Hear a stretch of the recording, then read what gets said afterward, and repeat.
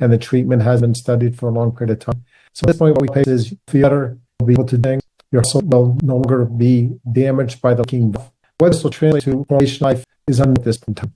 We're hopeful, but we don't know. History of formal invasiveness. Was there a more open surgery? This has been hard surgery. There's vision and check.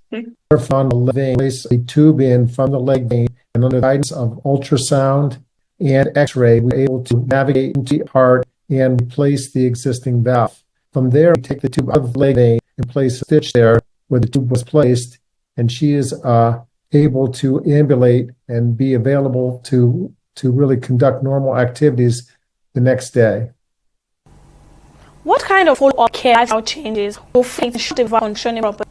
The main thing we recommend is that the patient continue to take the blood thinning medications so that there's no clotting within the valve. That's an important point to understand here. And really, she's a very fit and active person, and we encourage that in any cardiac patient. She's already doing that, and she's able to resume normal activities better than she and extend type of work and exercise. So after the surgery, can Funke return to previous level of activities? Are there any restriction that she should follow?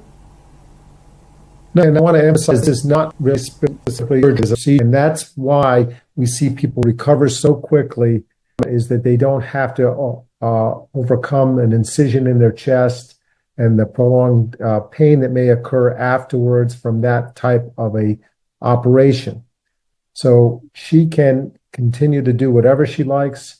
We encourage her to be as active as she feels she wants to be, and we are optimistic this valve will have good durability with her. As I said, we only really have 5-year data at this point, but we're hoping that these valves will have an extended durability as we move forward. How significant was Funke's case in advancing the adoption of the Edwards system in clinical practices? You know, she was one of the very first ones in the United States to receive this under the approval from the FDA. She had a fairly large valve because that's what her valve sized to, and we were very happy to be able to perform that for her. We are all still learning because this technology, again, has only been utilized in hundreds of patients worldwide right now. And so we're looking to understand how this does in the long term. We do have good short-term information, but we're looking to see what long-term has. And particularly, as you pointed out earlier, it's nice to see in 94-year-olds that are very active, you know, how this will really change their quality of life. So I think she's really helping to understand where the technology fits in, who it could be applied for, and how those people will do long term. What are the most important aspects of post-surgery care for this patient, considering their age and health status? The most important aspect is, it is true for anybody, regardless of their age, is really to begin a regular active program of exercise, good diet. And she was doing all that really coming into this, although a little bit limited because of the leaking valve. Now she can resume that. And really, we put no restrictions on her activity.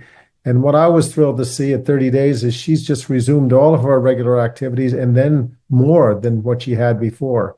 So the more she does that, we think that that's better for cardiovascular health in general. And whether that's specific to this valve or just the heart in general, it's a muscle. And the more that you can train that muscle, the better that muscle is going to perform. Are there potential complications months or years after receiving the valve transplant? Yeah, we will like to. She has a great cardiologist, Kofu in Nigeria, that was looking after her. And we are very interested and able to help as she gets serial echocardiograms. So she will require echocardiograms to monitor the function of the valve. And that's where we want to be able to help her if there are any issues with that. But we foresee that she should have a very good and prolonged result that will help her in the long term. Seeing that this procedure is not so common or done in many parts of the country, especially Nigeria, what advice would you give to other patients in Nigeria who may need similar intervention but face accessibility challenges? That's an excellent question. I think this is a technology that's just now beginning to get distributed and dispersed into other areas of the world. It's just recently made its way into Europe through commercial approval as well. I would say that they should be speaking with their physician, whether it be their cardiologist or their primary care physician, understanding when they are developing this, when it is causing symptoms, and looking at the treatment options. If medications are not taking care of it, the next thought would be whether they could be offered a catheter-based procedure or whether open heart surgery may be preferable for them.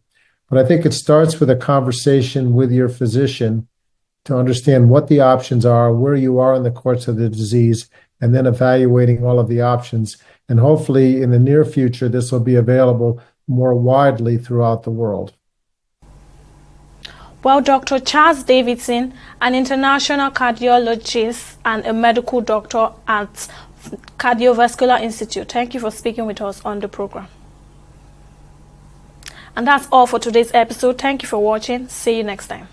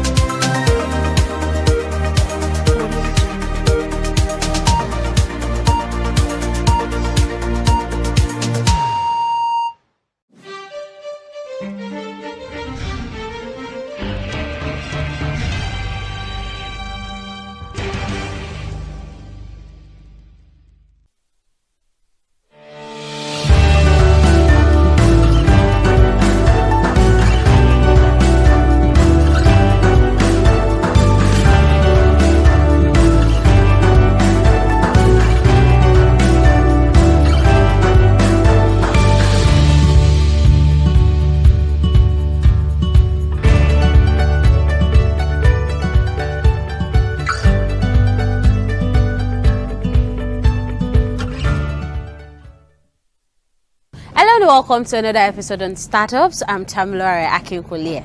Have you ever ordered for money before, or have you ever been stranded and in need of money? In a world where access to financial services can determine one's ability to thrive, millions across Nigeria still face barrier to basic banking. But a solution is emerging, one that promises to change the way cash flows through the continent's economy. Now let's get straight into the video as we get to know more about this solution called Cashier.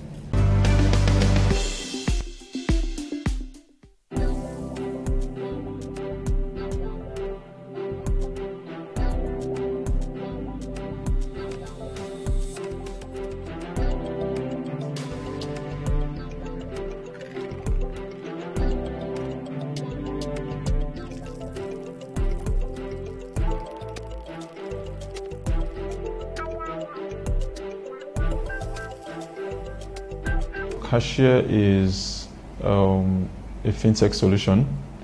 We are a mobile bank, and our solution basically is to promote financial inclusion in Nigeria and in Africa in general. And it was originated from this journey of having a challenge.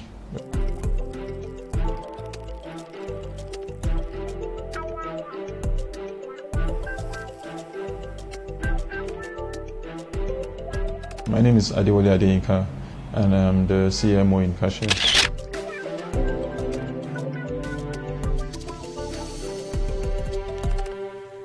It all began with a challenge. One of Cashier's funders was stranded, unable to access financial services in a remote part of Nigeria.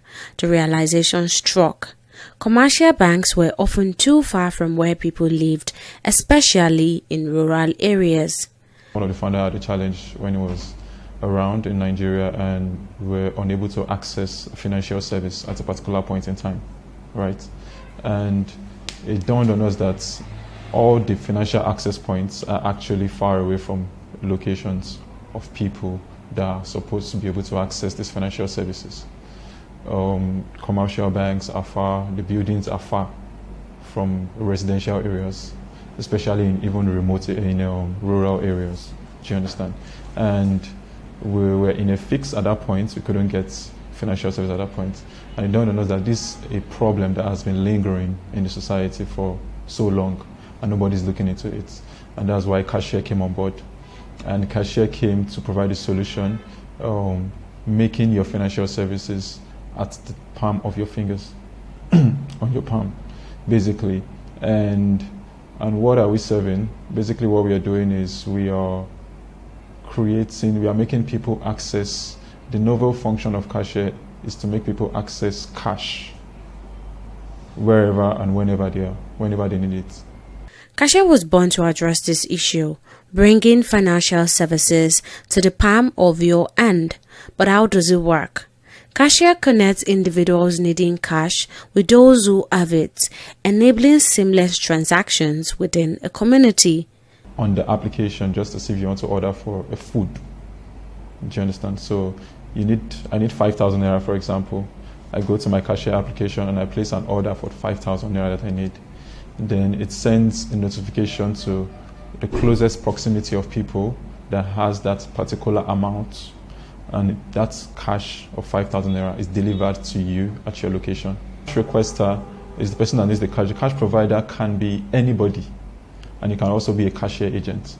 Do you understand? So we are trying to decentralize the whole system, not making it be like it has to be a particular person or is registered that has to deliver cash. So anybody that has excess cash, for example, I'm coming home from the weekend and I closed maybe by 5 and I had like 50k cash with me and I couldn't get to the bank, of course, before time went. And over the weekend, people needed cash all around me.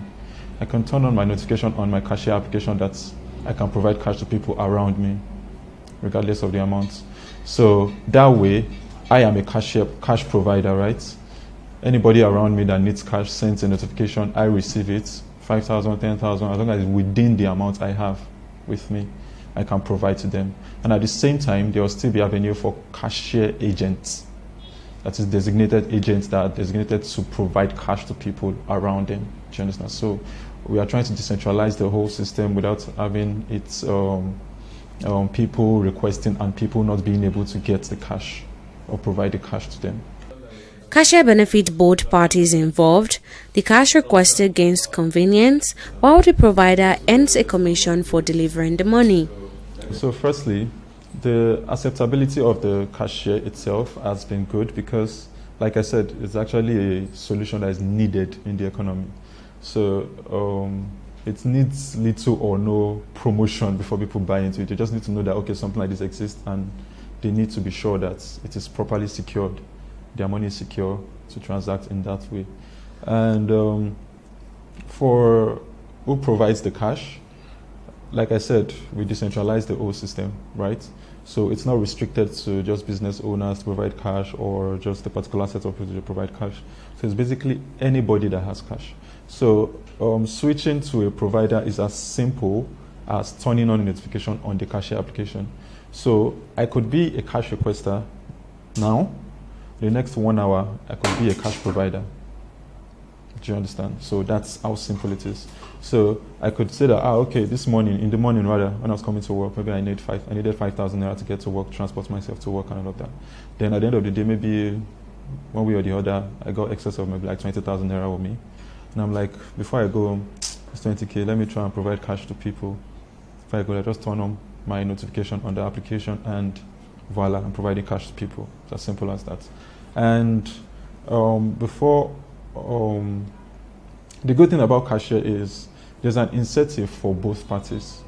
That is both the provider and the requester.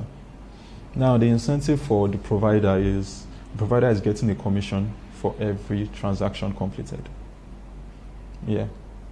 Now, the incentive for the requester is getting comfort or getting service at the comfort of wherever he or she is. Do you understand? So there's an incentive for both parties to benefit from.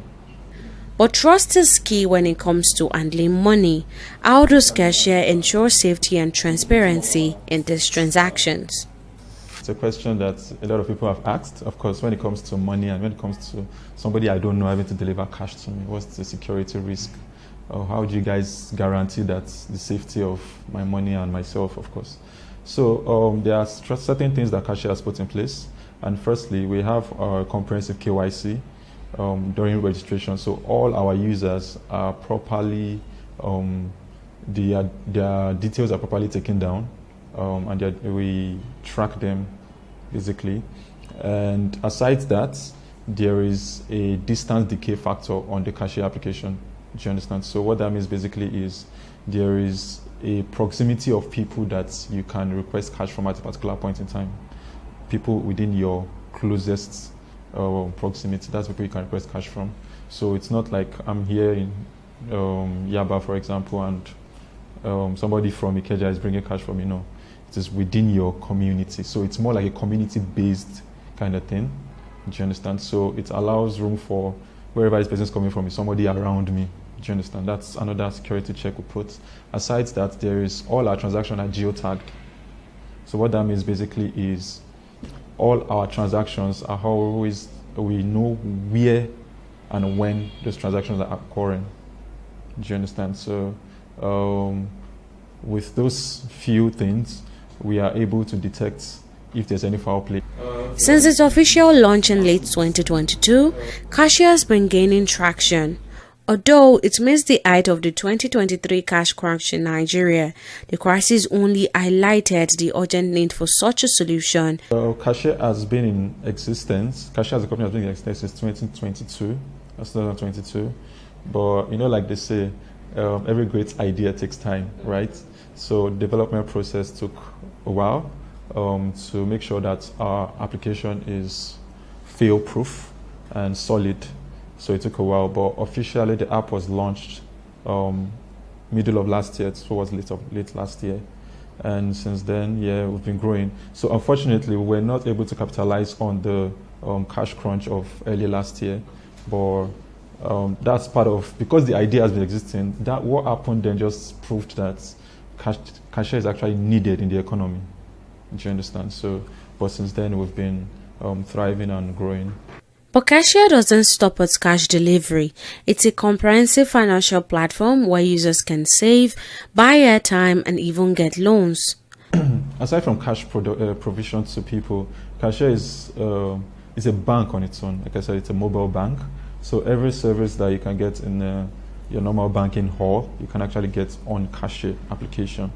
You can receive money, you can send money, you can make payments. You can buy your airtime or data. You can open a savings on cashier. You can get loans on cashier.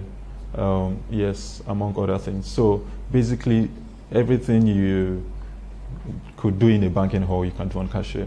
And of course, there are still some more functions that are coming up on cashier with time, because we want to make sure that every financial service basically can be accessed on cashier application without having to leave your location.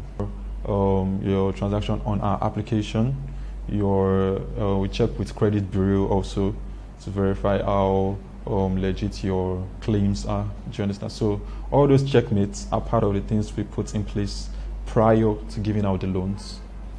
Like many startups, Cashier face challenges, securing investment, navigating government policies, and gaining trust. Our first challenge is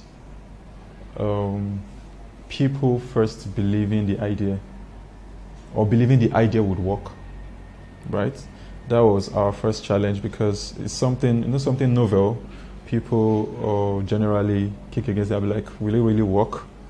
Do you understand? In this economy, how would that work, and the logic around it? But because we already thought it through before we embarked on it, we were able to put their mind at rest and make everything go smoothly. Aside that, another challenge we experience is securing investors. Yeah, that's of course another challenge. It's not easy securing investors for a startup. I feel every startup company faces that challenge, right? And of course, we had our own challenges in doing that, right? So that's another challenge we also experienced rather. And of course, government policies. There are some government policies that are not like they don't encourage us, but at the same time, it's not like they push us down. Do you understand? Yeah, so of course, government policies are some of the challenges we also faced. As Africa's economy continues to evolve, solutions like Cashier are more than just convenient. They are vital as they are bridging the gap between cash and digital transactions.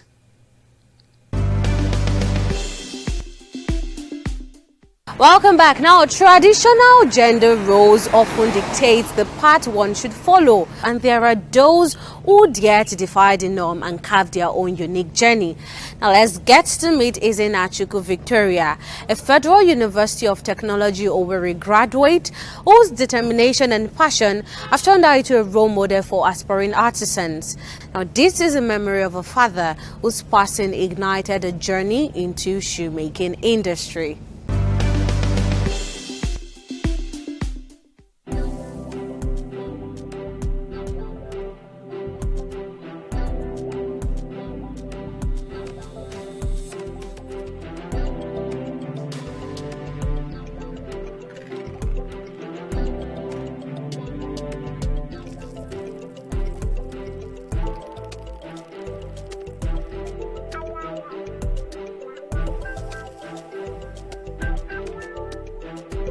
I'm a bespoke shoemaker, and a lot of people do not know the difference between production and bespoke shoemaking.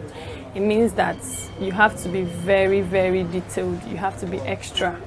If it means taking the machine one after the other to get a straight stitching line, then you have to do it. If you check some Italian designers, some people will make one pair of shoe in 1 week.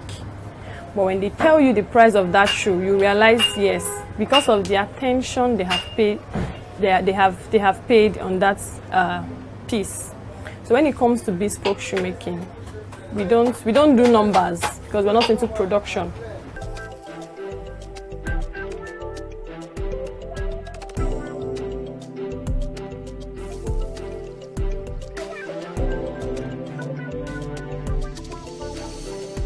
My name is Ezinachukwu Victoria Chinonyerem.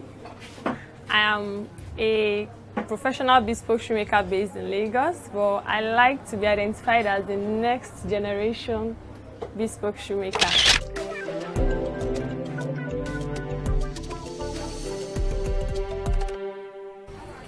In 2017, in a small workshop in Nigeria, a woman made her first leather footwear, a defining moment that would shape her future. Her name is Ezinachukwu Victoria, a shoemaker who dared to enter an industry traditionally dominated by men. I always like to say that shoemaking found me because I didn't just wake up one day to say I want to be a shoemaker. It was from one step to another and another. So it started from school. We had a church training in school where we were taught Ankara crafts. By the end of the training, I was the best student, and so our trainer decided to work with me. I was working with her for her other jobs. Then we had a strike in school. I went home, I was bored. I decided to go and further my Ankara crafts knowledge, after which I was doing trainings. I had a lot of trainings, both physical and online. So, but for me to now go into leather works, it was born from my customers' requests when they are always asking for, oh, can you make this? It's now beginning to blend Ankara and leather. So I saw the need to go into leather crafts just to satisfy the customer needs, and so shoemaking found me. That wasn't easy. Victoria faced ridicule and skepticism from friends, family, and classmates who saw shoemaking as a menial, dirty job. I always refer to one particular person. I will not mention her name, but she's currently learning shoemaking as I speak because of how far I have come in the business. But while we were in school, we were at loggerheads every time because, you know, there is lecture and immediately class closes, I'm running off to my workshop. I had like a small passerby workstation. I'll call it, it wasn't a shop, it was a workstation along the road in school. So this lady was always mocking me. She'd be like, you were sent here to study. If you don't want to study, go home. You did not even find anything good to learn. Shoemaking. That's how she puts it.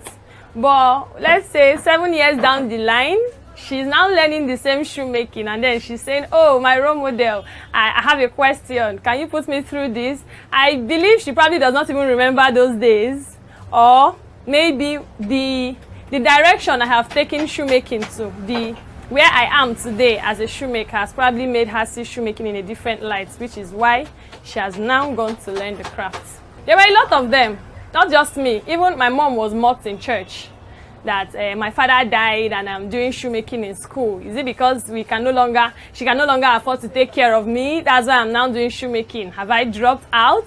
She was always calling me to tell me, "Nay, stop this thing now, face your studies now." So it came from every angle. Classmates, even friends from home. Ah, babe, you can learn something else now. Somebody even called it a dirty job. Oh yes, it's kind of dirty work they learn. So I got a lot of it, but me, I'm a very focused person, and I see all of these things as noise that I pay little or no attention to. So long as you're able to shut off noises like that, at the end of the day, I think the end will justify the means. Now that I am where I am, none of these things would even come up anymore. Nobody will come out to say you are doing shoemaking, or you're doing a dirty job, or you're doing... Everybody is now singing my praises. Man, you're doing well, you're doing well. So that's the most important part. I'm the one seeing the vision. I'm the one who knows where I'm going to. So when I now get there, they can now tell that, this girl really know where she did do. Today, she is not only a bespoke shoemaker that focuses on the minute details that make each piece unique, but also a mentor to 11 students and the employer of 2 paid staff. I'm a bespoke shoemaker, and a lot of people do not know the difference between production and bespoke shoemaking. It means that you have to be very, very detailed. You have to be extra. If it means taking the machine one after the other to get a straight stitching line, then you have to do it. If you check some Italian designers, some people will make 1 pair of shoe in 1 week. But when they tell you the price of that shoe, you realize, yes, because of the attention they have paid, they have paid on that piece. So when it comes to bespoke shoemaking, we don't do numbers because we're not into production. Now, let's now go to the question, how many I'm able to produce. If I'm working on a leather sew piece where the leather sew finishing has to take a lot of my time, I can make 3 shoes in 2 days.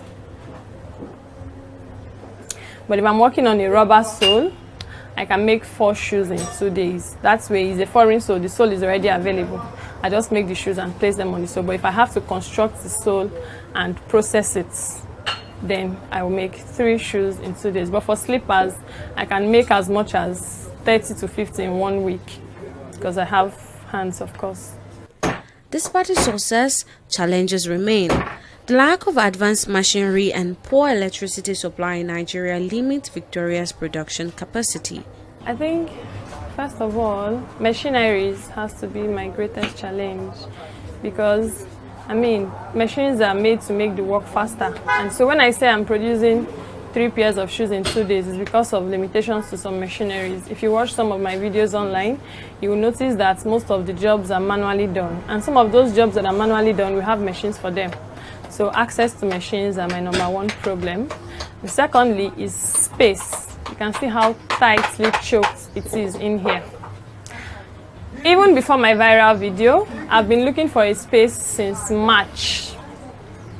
And it's been a very awful experience for me that every time I find a space, the landlord doesn't want me because of my tribe. But I've seen so many that would have done what I wanted to do. In fact, I just saw one 2 days ago, and we are still on the same tribal issue, so to say. I'm from the east, and they do not want anyone from my tribe in their property. And I'm still searching, of course, but the space is choking. But I've gotten a few machines. I cannot even bring them here because there are no space for me to even drop them. So how then do I increase production? I'm looking to employ people. I've interviewed a few persons that would resume with me in the new space. They cannot resume with me here. There's no space for them to work. So for me to be able to increase my capacity, for me to be able to serve more people than I am currently serving, I need a new space to expand, machineries, and then maybe workforce. Workforce used to be a challenge, but I think I've gotten a few persons that can do the job very well. So machineries and space is my major challenge. For those who aspire to follow in her footsteps, Victoria offers a simple yet profound advice. Start even when the path ahead seems unknown, for every step taken brings clarity and purpose. When I lost my dad was the beginning. It was the origin of it all. So I was a daddy's girl. I'm the last daughter. So I was so close to him, and my daddy pampered me so much. And I had so much money at my disposal when I was in school. So when my father died and that income ceased, it cleared my eyes. Like, the realization dawned on me that this money would not have even been coming forever, even if this man was alive. And so you needed to do something to, to survive on your own. That's adulthood. First thing I tell people when they say they don't know about how to go about it is, I didn't know how to go about it when I started. In fact, I didn't know what I was doing, but I started anyways. So I think I have a post like that on my TikTok. It says, just start. Start confused, start scattered, start without direction, but just start. And let me tell you one thing that will happen when you start. For every step you take, the next step will be clearer. For every step you take, it's not going to be easy, I promise you. You will have crying days, you will have depressing days, you will have sleepless nights, but just keep going. And once you start, for every step you go, the next step is getting clearer. So, to those learning under her, Victoria is more than just a shoemaking mentor.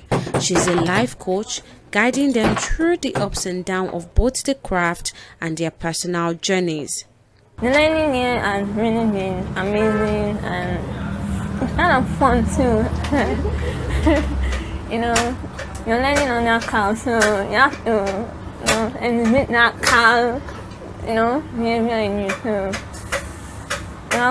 Before I came, I actually learned from her in the year 2020, but then I was in GSS3, so due to going to school, my dad told me to stop at that moment. So then she was in her final year, so she also went back to school, and I stopped learning work. So last year I finished my secondary school, so then I was now thinking of the kind of work to learn.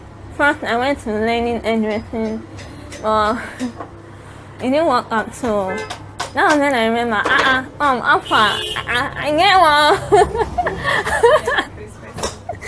Okay, so I was like, okay, I'll check if she has come back from school. So when I came, I met her here. So the first day I came, I saw shoes there. I was like, this woman don't do shoes now. So how come she comes about this? So then I met Dr. K. So to me, I thought Dr. K was the one making the shamba, and really, it's the best thing that has ever happened to me. I'm not only learning shoemaking from her, I'm actually learning a lot of things, like life experiences and all that. So Victoria's vision for the future is clear. In 5 years, our label, Cow's Design, will be rolling out a full bespoke production line. Next 5 years, okay, I previously talked about production and bespoke and the detailing that bespoke comes with. Bespoke simply means made for you. So we get to measure your leg and make sure that the shoe fits your leg. But the thing about bespoke is the detailing it comes with. The stitches, the finishing, the polishing, everything. So in the next 5 years, Carl Designs will be going into production in a bespoke style. I am very sure nothing like that has been heard of before. So production in the bespoke style means that we'll be rolling out hundreds to thousands of shoes weekly, but we're still going to maintain the standard of Carl Designs.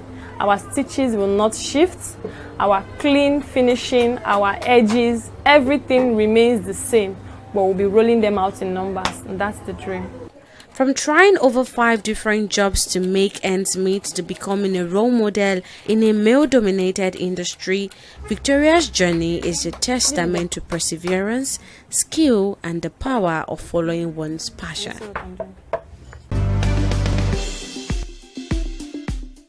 And that's a wrap on this episode on Startups. I still remain your host, Tamilore Akinkolia. See you again next time.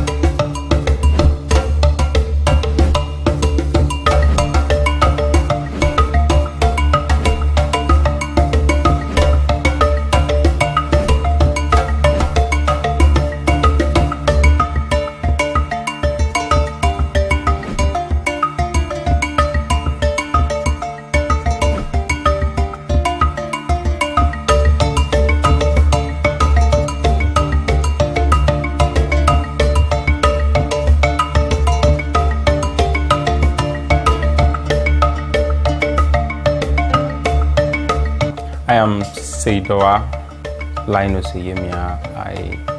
I'm a professional artist. I'm a curator as well. But I'm more of the artist now.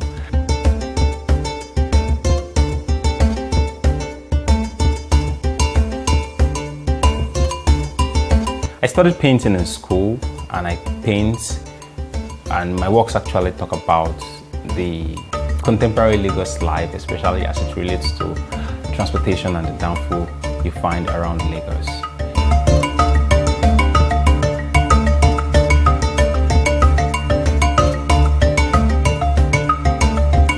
I'm trying to tell the downfall story in a new way, in a better way from what I think people have been saying, and I'm trying to create a new sense of understanding or appreciation for this popular culture we all live with in Lagos. So that's why I paint today, and that is what my works basically talk about, Lagos and Lagos downfall.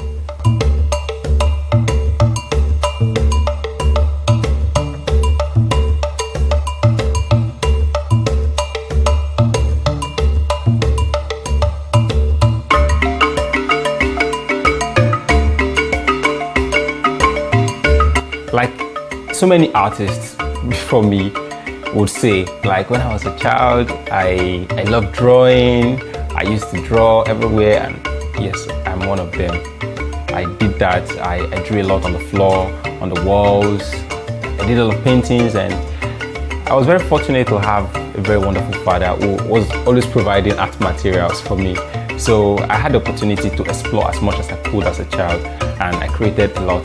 Then just having fun. Basically, children who studied art or didn't, they are all doing the same thing. It's just part of a stage of growth for a lot of us who have that part of creativity very high in us. So that was how maybe it started.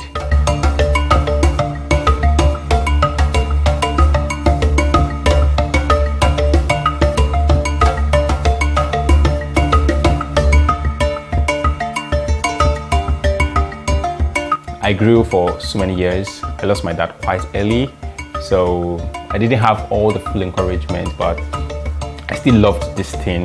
When I got to SS2 or SS3, yeah, it wasn't clear what I wanted to do. Like, I wasn't sure at all. Was it going to be art? Was it going to be this? I also love history. Like, I love history a lot. And I was thinking I was going to be an historian. I was saying it that day, I would be an historian. But later, I loved art again. So it was revolving around the two, and eventually I felt like, man, this is me, this is what I like doing, this thing gives me joy, let me do it. So I wasn't fortunate to be in a school that was teaching art at that time, so I have to go to a different school to meet the art teacher. So I was going to his place every evening to learn from him. Like, I took classes, and I wrote it in my WAEC, I wrote it in JAM, and I gained admission into art school. But something happened within the period of my SS classes or the decision-making time. One of the things that happened was I encountered a book that has a collection of a lot of portraits, and I loved the portraits, like beautiful paintings of so many people. And I was like, oh, I would like to do this too. So it reinforced my love for this thing, and I felt like, oh yeah, this is what I would do. And I decided pretty fast about it, and I got myself into art school, and yet today I am painting and I'm enjoying doing it because it gives me joy. That's the key thing.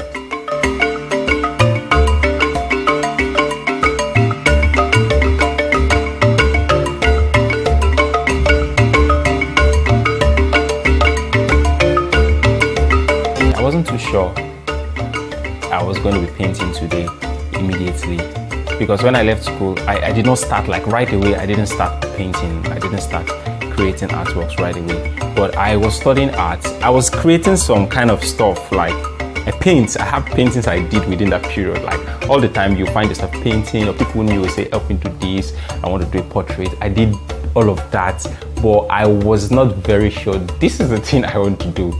I wasn't sure because from the system of the schools to what I was seeing in the industry, I was a bit scared if there was a need to practice, because I wanted to do something different from what many people are doing, and I saw so many people doing relatively the same thing, and probably this is what the galleries want, this is what the people want to see, but this is not what I want to do. And since what I want to do is not what everybody is doing, I was a bit reluctant. Like, I wasn't painting as such, because then it wasn't going to be what I'm creating now. But I knew I didn't want to do what the majority were doing. So it was a bit difficult to decide if I was going to just be creating the works. I want to tell my story like the cavemen did. They were telling their stories on the walls of the caves like the Egyptian did. So I felt like I want to do my thing, and I really wanted people to see my thing. So I needed to be sure. I dream about some of the concepts I paint. So I really wanted to give myself, if you see my work, it should be telling you something about me. So all of that were the reasons why I was going through a lot of challenges of, should I paint, should I not paint? But eventually I saw one young Nigerian man. He's not really young per se, he's older than me. And he was doing something different from what everybody was doing. I was like, this is Nigerian. I love this work. I felt the work was real to him. His name is Bob Nusa. So I was like, I want to be like this person. I sent him a message on Facebook, like, I love your work. Like, they're fantastic. This is unique. This is different. I felt this guy was sincere to himself. And eventually we met. I told him I loved what he was doing. And when I saw what he was doing and he spoke with me, I thought he read the same book. He said he didn't read any book, but he has had the conviction in him right from time. So after speaking to him, we became friends. We started talking. I had this encouragement, like the motivation to, yes, you go do your own thing. Don't care about the crowd. Close your ear from them, do your thing, and they will come. And well, we thank God today, we're painting and people are enjoying the works today.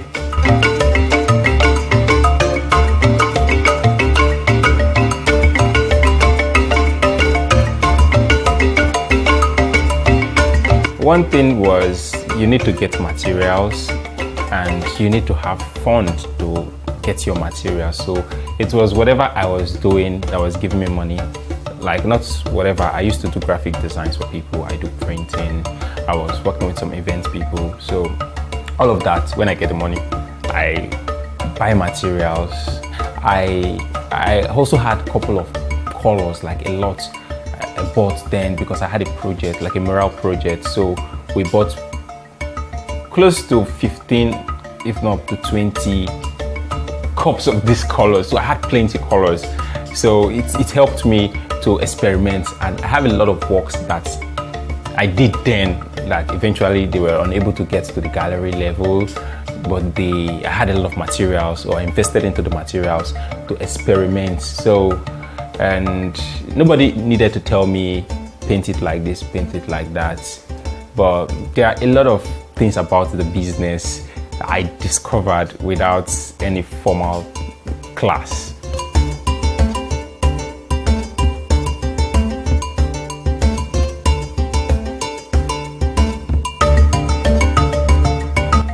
I listen to people a lot, very much. I listen to people, and mostly older colleagues. I read, I'm a lover of YouTube. So I pick from this person, I pick from that person. But the key thing I think most of us never knew in school was that we did not know how to create a brand, because art is basically creating a brand. You can't tell me this today, you tell me that tomorrow. Even if you're telling me this today and telling me that tomorrow, is there a connection between yesterday and today? Are you talking about your time, or you're talking about a time that doesn't concern you? Or even if you're talking about yesterday or maybe 200 years back, are you relating to the people of this time the way they will understand it, or you are relating 200 years ago the way it was represented 200 years ago? In school, you paint it like that way. You do a painting of Nefertiti, for instance, you will be depicting it like it's we are in the Egyptian era. But I think contemporary art is not that way. It should be something this generation should be able to connect with.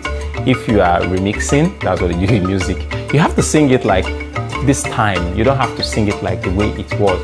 You could pick elements from this generation. Like my work has elements from so many artists who have even painted over 100 years ago, but I will represent it, talking about it in this time and in a very different way. Funding and getting your branding right are the key things. Like I know I learned from the whole process of trying to grow up. So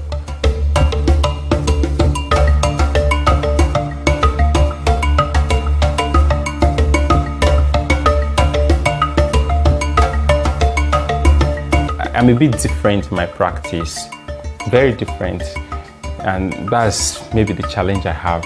One, I don't carry my works to galleries as such. Like I have been in a gallery where artists came with so many of his works, and the gallery will be saying this one. I don't do that, because most of the galleries, I don't feel they will represent it the way I want to.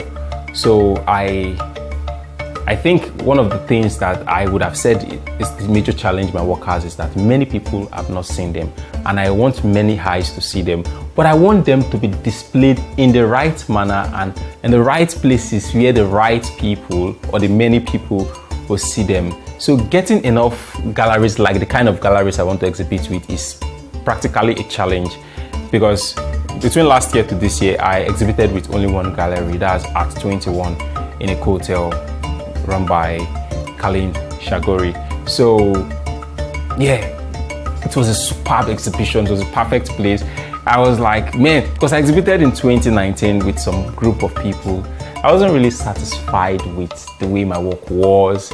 My uncle wanted to see a video of it. I did a video though, but I couldn't send it to him because I felt this is not how I want people to see my work. So I now withdrew, and I like, if I don't get the right representation, I'm not putting out my work anywhere. So the major challenge is getting the right galleries to represent your work. And another thing is, before I discovered the gallery, I went to one or two galleries, but I didn't carry my physical work. I went with photographs in a portfolio. But the reaction I got from those galleries, they weren't confident to show my work because they weren't sure of the audience that were coming to their gallery, if they were going to be ready to see something different or something new. They wanted things that looks like the things everybody is doing. I didn't want to do this kind of thing. So that was why I started withdrawing. I want to see people interested in what I'm doing, then we can continue. But me chasing them, even if I will have to chase people, then it has to be the right people. Well, we really don't have a lot of galleries who want to try the great things. Yeah, and many times in history, people keep missing the beautiful works, the works that ends up making history. Most of the time, they don't end up joining. People don't tend to benefit well enough because they were scared to start with these people.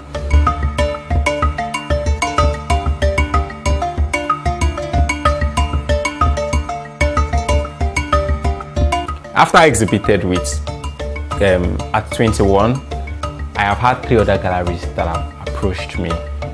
One out of Lagos, one out of Nigeria, then another one in Lagos. So yeah, some of them were waiting to see, people like his work is now showing in that place.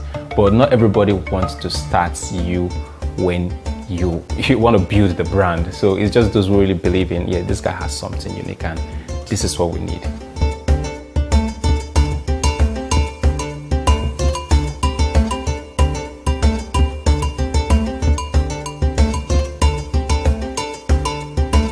If you look at the continuum of artistry or the canon of painting, or I don't know the term to use,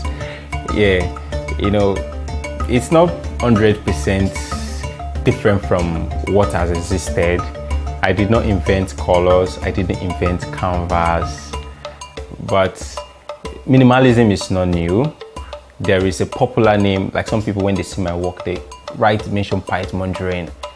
You could say Frank Stella, you could talk about Klee, you could even relate it to, like myself, I relate it to the Ndebele traditional motifs in South Africa.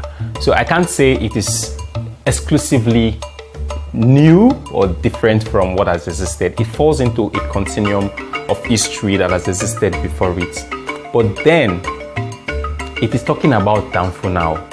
And talking about Danfo, you could Google Danfo if you don't mind. You could check the hashtag on Instagram after now, and you hardly find something like this painting you have here. You hardly find something like that painting. I do that. I check Danfo a lot because it's one of the hashtags that I follow, and people don't represent the Danfo story the way I am representing them currently. It's very different. This is me speaking, but I've heard it from people within Nigeria and even outside Nigeria, this is a very different way, or this is a new perspective to what we have been seeing. I pretty know it is. But I'm not saying minimalism, like they put in the academic setting, is a new thing. People have been painting with flat colors, less details, go straight to the point, clean lines. All of that has existed for many years before me, and it will continue even after me. But in each of us who do this kind of painting, we have always tried to create something unique about us.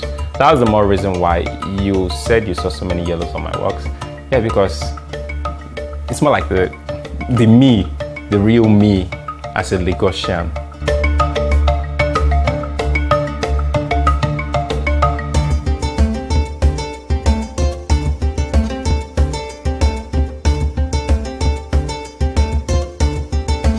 Of course, I'm referring to the yellow Danfo bus. So on your way coming here and everybody is seen all around, it is that Danfo. The first thing about most people who depict Danfo, they pick out the 2 black lines on the yellow bus. That one is very common and it will continue. Then the second thing is, tell people to paint Danfo, they will paint a bus for you.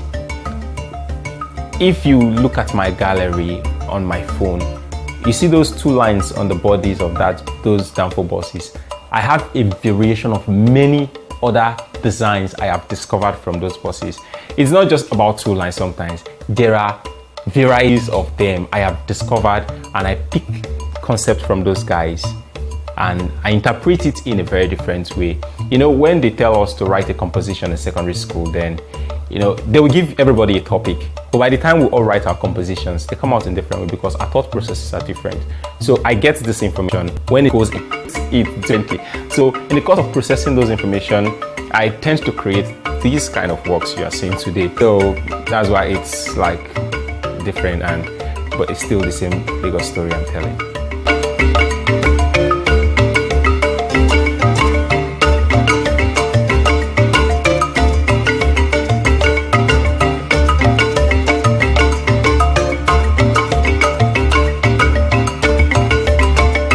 Talking about the process of my work, most of the time it starts from observing and listening to the streets. I listen to people a lot, I observe what's happening a lot, and I pick ideas from there. Before I created these works, okay, let me just explain from the titles of some of the works here now. The first work up there is Okada Man. Everybody in Lagos can relate to Okada Man when you say Okada Man. So it's from the streets, but why can't we paint a beautiful Okada Man that can hang both here and in Los Angeles? It can hang in Helsinki, it can be hung in Pompeii or wherever. The people like, what is this work about? And you say, no, this is Okada Man.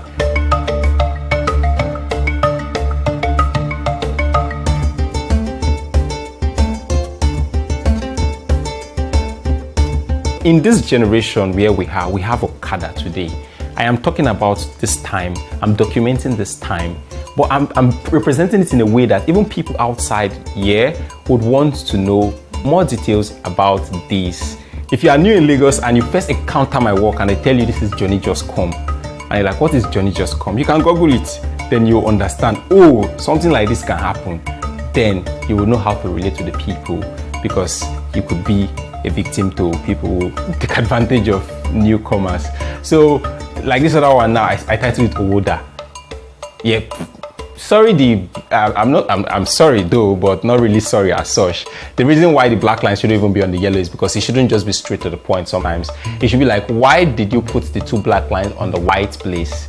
Yeah, because I believe we can purify the concept of, or we can redefine the concept of collecting or collecting money from people in Lagos. You see the way I go like, hey, you know, all those kind of stuff. And I feel there can be a better way, even if I have some idea how it can happen. But I want to make people discuss this topic, or it should be part of discussions. So I'm trying to say it can be pretty organized the way my work looks. And I really want people to inquire or to feel interested in the story. So it's more of the story for me.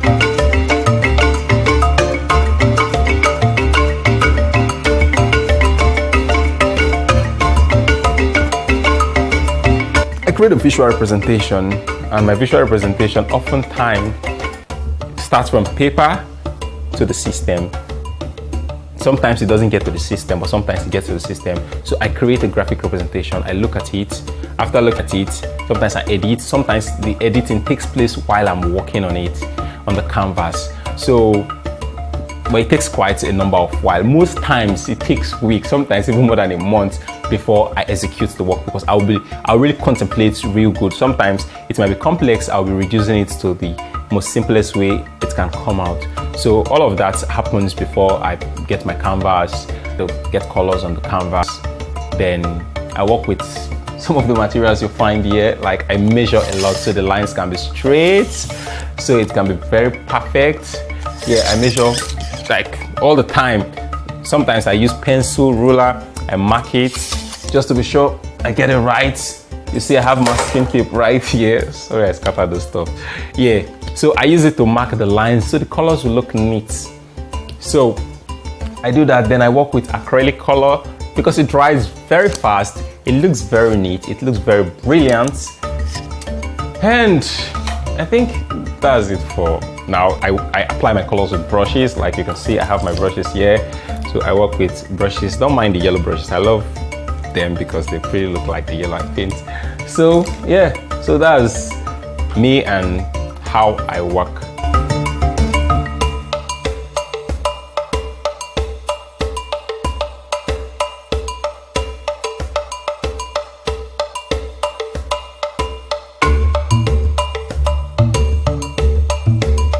Well, since I started painting and professionally practicing, I've been very fortunate. Yeah, let me put it this way. I initially said I tried starting with some lower galleries. I didn't succeed, but I am fortunate to exhibit or to be exhibiting with one of the best galleries, if not the best gallery in Lagos. That's at 21 Lagos. So many people dream they want to have their works hung on that wall, but not everybody gets in. Not everybody. Really, before you get the opportunity to have your work in such high class gallery. So me exhibiting or to have exhibited with such a gallery, it's a big one for me, because even people who I feel that this guy has gone high in the industry, I really wish I can exhibit in that gallery. But it's not easy to get in there. So yeah, that's pretty one. Then last year, Artex Lagos, I don't know if you know about Artex Lagos, is the biggest art fair in West Africa. I was one of their finalists during the Artex review. I knew I was the last person that was interviewed. I applied like almost at the end of the whole thing, but within 48 hours, I got a mail from them to send my portfolio, and I got the opportunity to be part of the participants in the review and one of the finalists. I think we were 12 in number, and I think the 3 people that ended with me, the last review, like I'm from Nigeria, one was from Panama, the other one from UK. So it's a big one. I know they had over 500 applicants, like they said, but not everybody got to that height. Not everybody has gotten the opportunity to have their works posted on ArtX page. Like, it's a big one for me, and it is really cool that I have been fortunate to get people from the high class being interested in my work more than those down. Yeah, so it's a good achievement.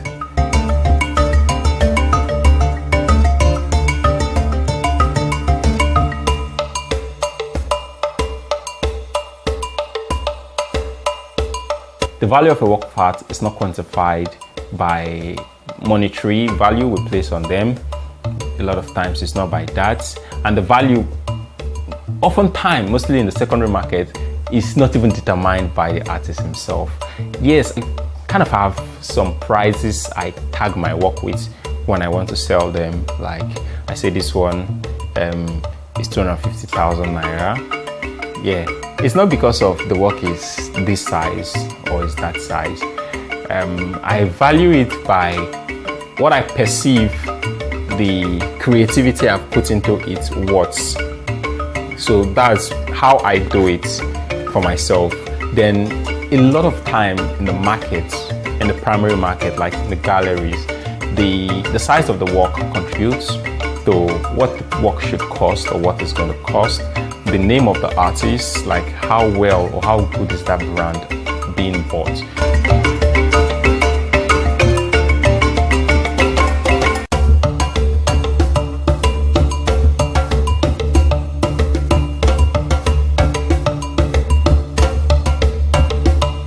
I see my work breaking records in the art market. Like, I can't tell, I wouldn't know how much it's going to go for, but I feel what I am doing would make those headlines in the future.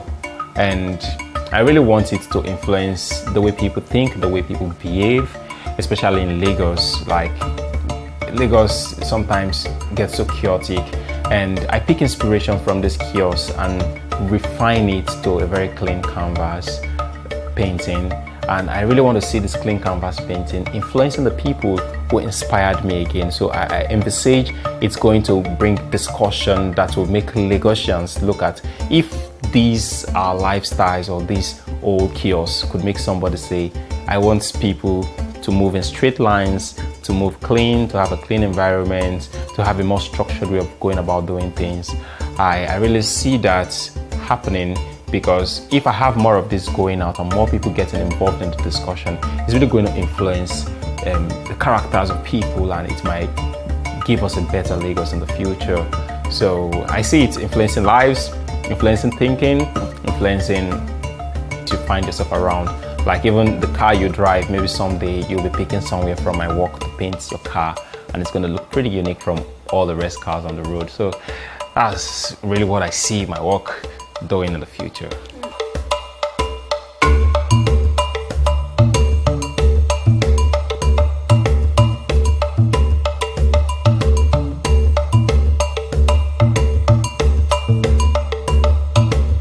I believe I will be involved in very important exhibitions, hopefully in the next 5 years' time to come, around the world.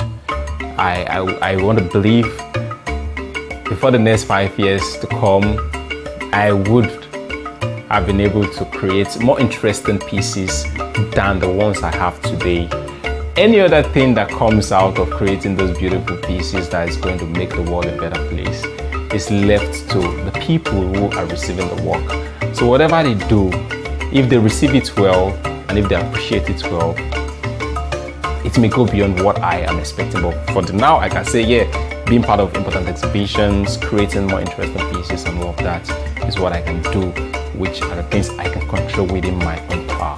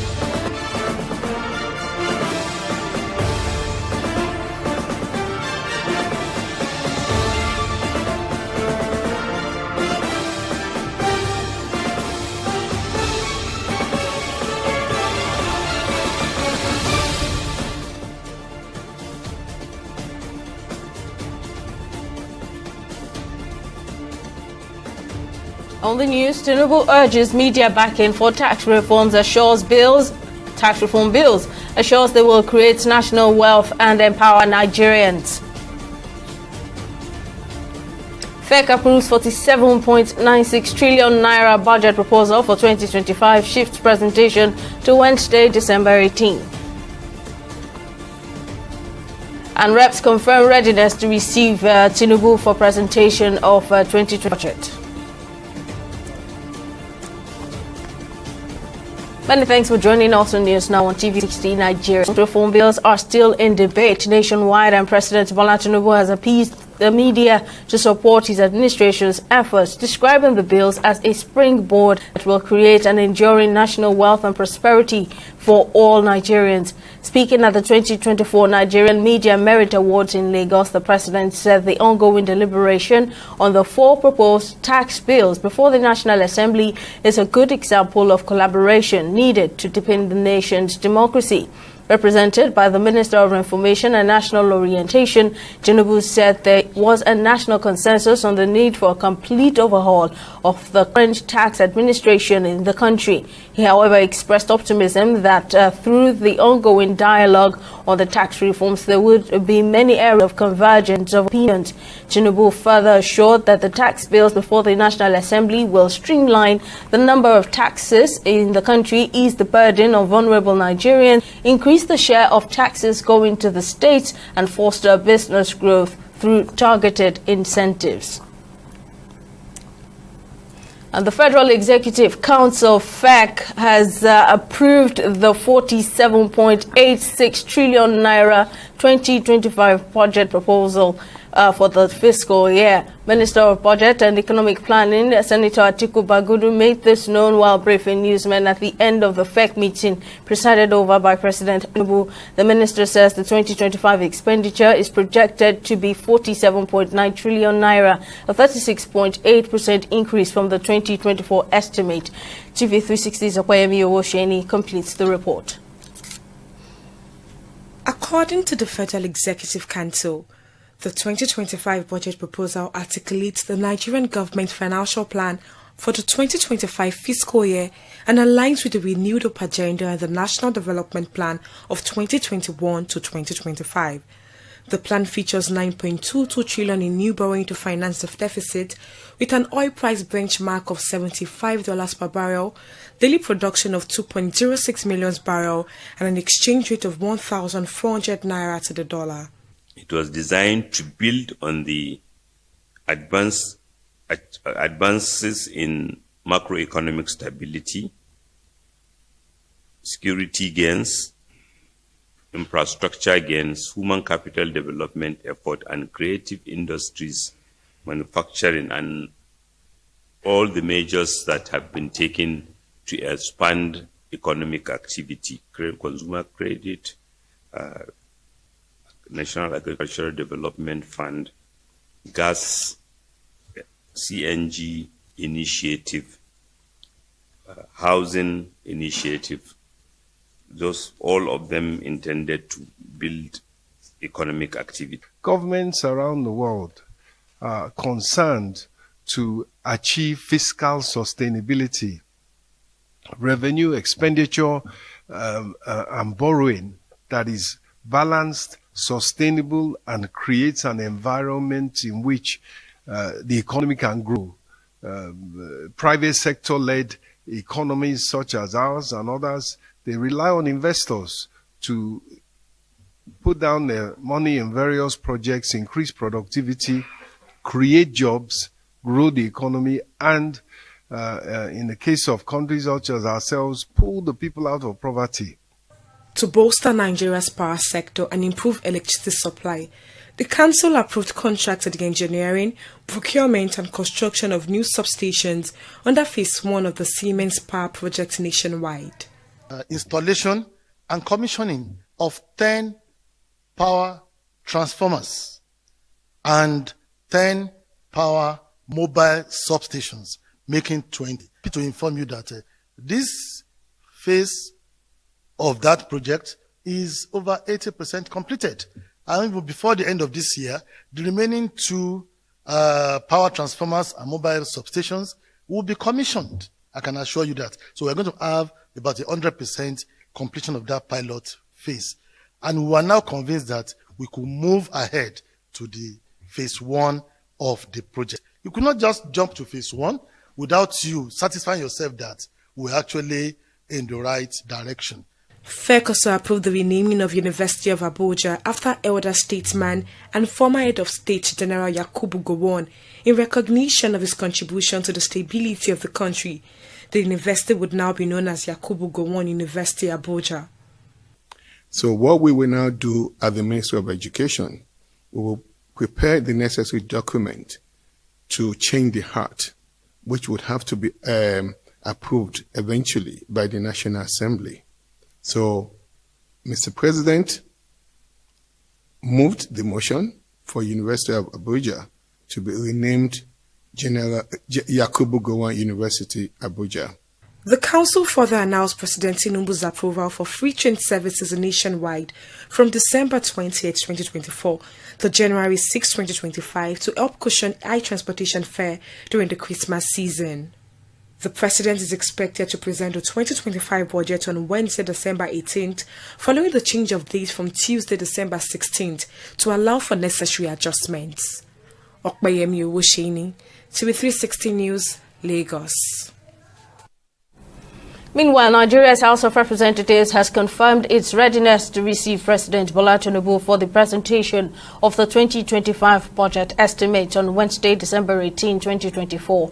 This decision follows a motion moved by the House leader and seconded by the minority leader in accordance with Order 6, Rule 4 of the House Standing Order in the President to present the 2025 appropriation bill. The change in the date for the presentation follows the National Assembly. Arise to move that the House, pursuant to Order 6, Rule 4, 1 and 2 of the Standing Orders of the House of Representatives, do admit into the chamber the President, Commander-in-Chief of the Armed Forces of the Federal Republic of Nigeria, the Vice President, the President of the Senate, Senators of the Federal Republic of Nigeria, ministers, government officials, and other dignitaries on tomorrow, Wednesday, 18th December 2020, to receive an address from the President on the 2025 budget estimates. I so move, Mr. Speaker. Ahead of the 2027 general elections, the Inter-Party Advisory Council has called for increased representation of women and underrepresented groups in political offices in Nigeria. Making the call during a 3-day constitution review meeting held in Lagos, the national chairman of IPAC says to ensure that no one is left unheard and no person is left behind in the onerous task of building a strong democracy. TV360's Comfort Samuel completes this next report. Despite concerns made by government and non-governmental organizations to increase the level of participation of women in politics in Nigeria, low participation in both elective and appointive positions still persists. This trend remains a growing concern for many Nigerians, with many advocating a review of the nation's constitution to address the issue.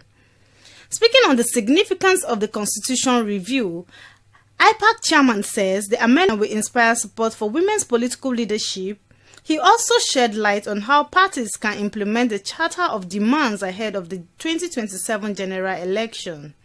Having a constitution demonstrates IPAC's commitment to democratic principles and its desire to establish a more formalized and structured organization. This is a natural step in IPAC's evolution, IPAC's credibility, both and internationally. He further urged citizens to participate in political processes and represent their interests in decision making. What we do is to start having, in a council of 9, to have 3 women represented. We try to capture in the constitution to equally expand that through the management of political parties and by extension legislative offices. This has remained open to only people with huge resources, and that is not what it should be.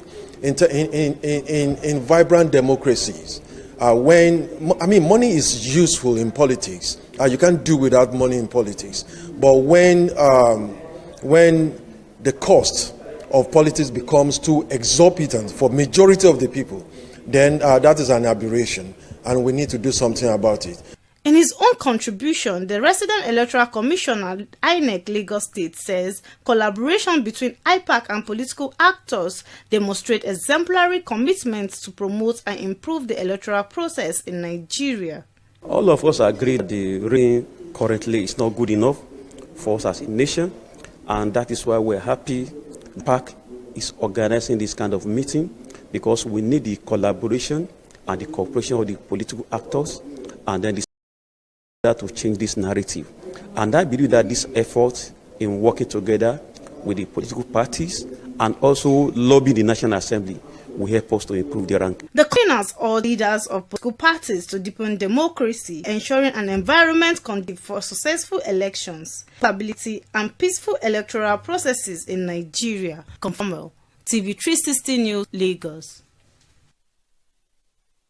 In a landmark raid, the Economic and Commission EFCC has arrested 792 suspects for their alleged involvement in cryptocurrency investment and romance scam. Speaking during a media briefing on Monday at the Lagos Zonal Directorate, 148 Chinese, 40 Filipinos, 2 Kazakhstans and 1 Pakistani, as well as 1 Indonesian, were arrested during the operation. Owajaren further revealed that the foreign nationals used the facility, which could be mistaken for a corporate headquarters of a financial establishment, to train their accomplices on how to initiate romance and investment scams, and also used the identities of their Nigerian accomplices to perpetrate activities.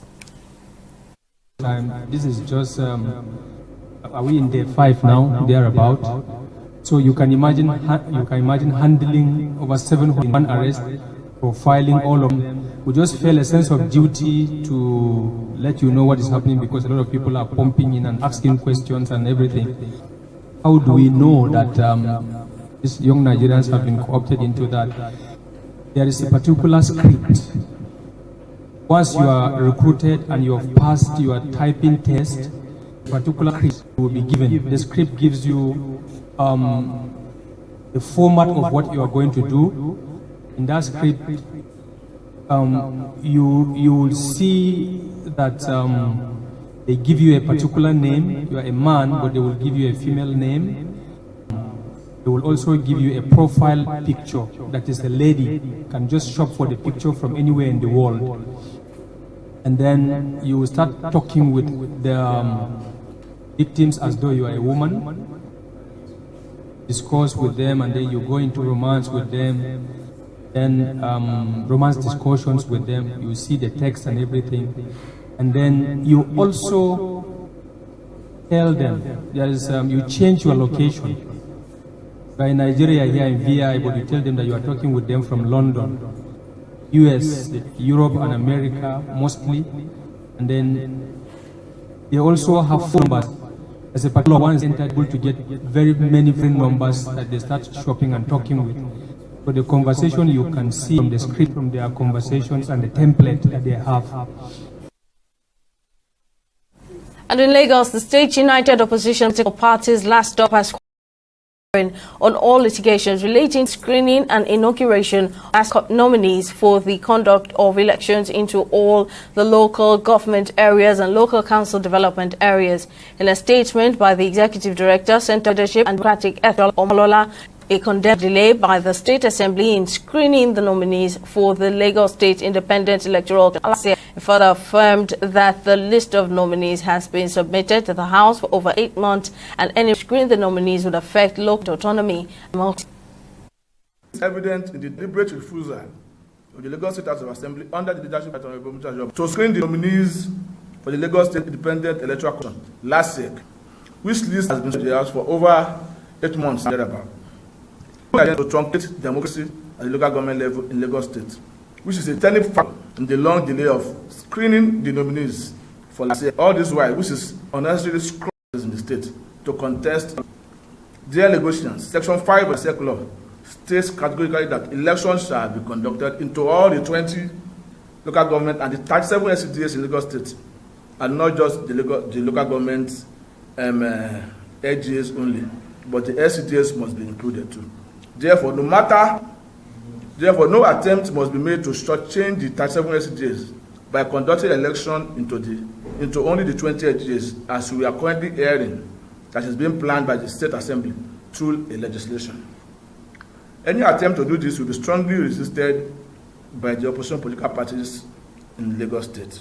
If the Lagos State House of Assembly continue to refuse to screen members that are nominated for close to 8 years to the Lagos Independent Electoral Commission without further delay, let me tell you this: if by tomorrow, like in less than 4 months, the tenure of the incumbent chairman and the executive of the various local government expires in Lagos, any attempt to either extend their tenure by a day or nominate administrative secretary, caretaker, or whatever nomenclature you want to give it, will become a glaring fundamental violation of the ruling of the Supreme Court, which has proscribed, illegal or unelected officials, administrators of our local government in Nigeria. Does that mean that the House of Assembly are telling us that we should go and join forces with the oppositions and then cause political dismay in this?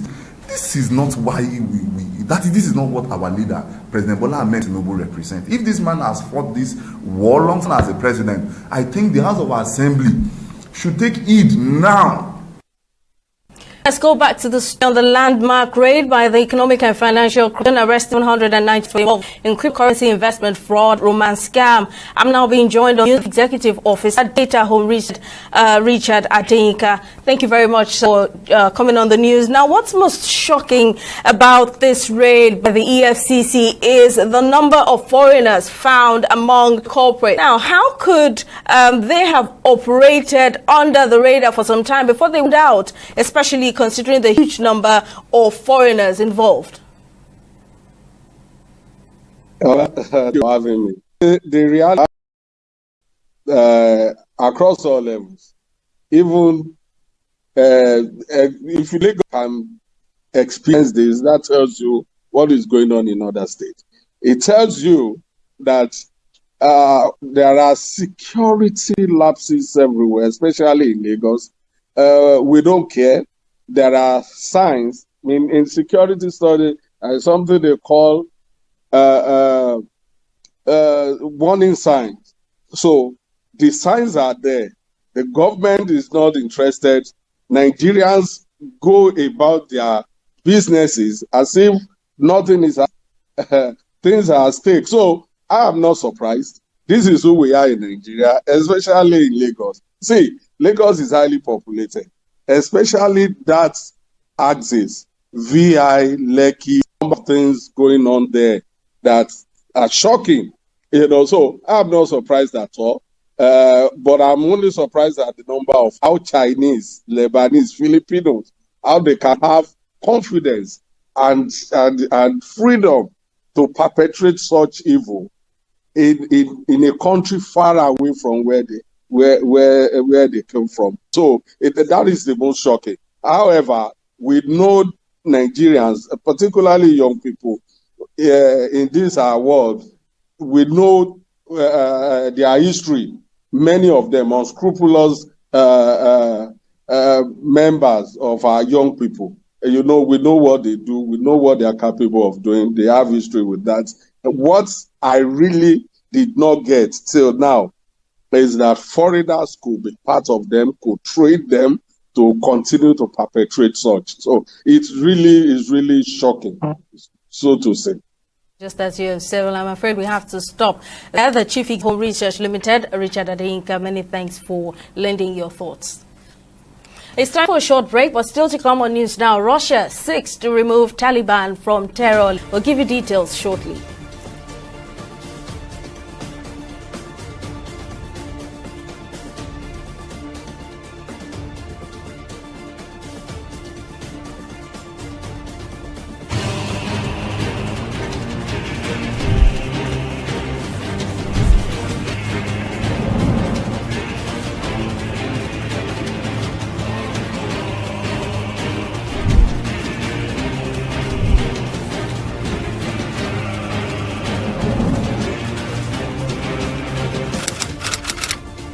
In the last 3 years, we have built a multi-purpose center, which is the envy of all in our place. And I can tell you that the people who are living there are enjoying it.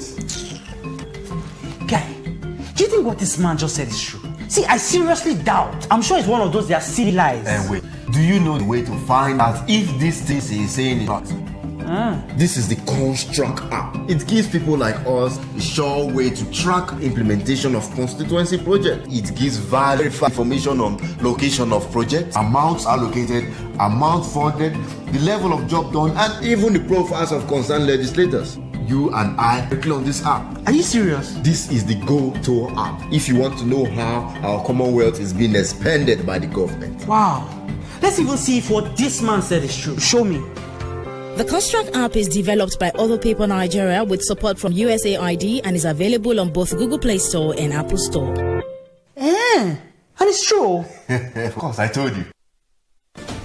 Welcome back. Here's a recap of our top stories. President Bola Tinubu has appeased the media to support his administration's efforts, describing the tax reform bills, describing them as a springboard that will create an enduring national wealth and prosperity for all Nigerians. Speaking at the 2024 Nigerian Media Merit Awards in Lagos, the President, through the Minister of Information and National Orientation, assured that the tax bills before the National Assembly will streamline the number of taxes in the country, ease the burden on vulnerable Nigerians, increase the share of taxes and business growth target incentives. Also, include that Nigeria's House of Representatives has confirmed its readiness to receive President Bola Tinubu for the 2025 budget estimates on Wednesday, December 18, 2024. This decision follows a motion moved by the House leader and seconded by the minority leader in accordance with Order 6 Rule of the House Standing Orders authorizing the 2025 appropriation bill. In case you missed any of our news bulletins, or for more updates, you can catch us on Limex World TV and AVO TV, or log on to our website on www.tv360nigeria.com. You can also follow us on our social media platforms on Twitter, Instagram, and YouTube at TV3 Nigeria, or download our mobile app on Google Play Store, Huawei App Gallery, and Apple Store. On Facebook, we're at TV360 Online.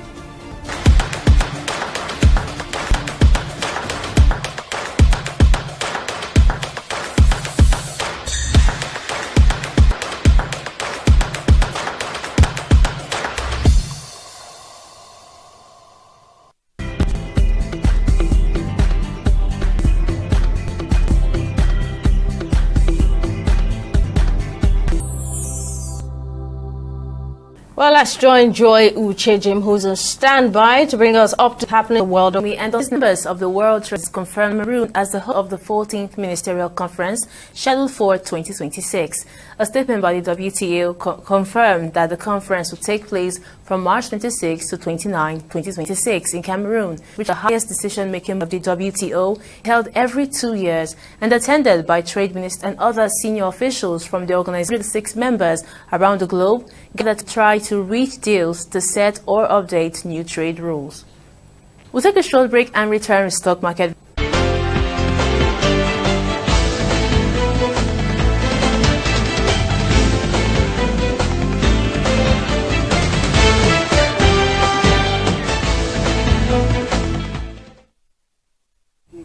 Welcome back. Nigeria equities market continued its upward trend on the second week. Market increased by 0.12%, with the market cap at 60.88 trillion naira. Asia index once again breaking the 100,000 basis points benchmark. It was certainly a fruitful session for traders as MRS Oil Nigeria led the gainers with price appreciation, closing at 145 naira, followed by WAPIC Insurance, which also saw a 10% increase. Now, at the end of today's trading session on the Nigerian Stock Exchange, a total of 477 million shares, 9,578 deals, corresponding to a market value of 20 billion naira were traded. Now, on the global market, it took a downturn on Tuesday, with investors adopted a more cautious stance ahead of the Federal Reserve's upcoming interest rate. This led global suffer a 0.59% and 0.24% respectively. And on the foreign exchange market, the naira remained volatile as ever, with other major currencies trading at 1,075 naira against the dollar,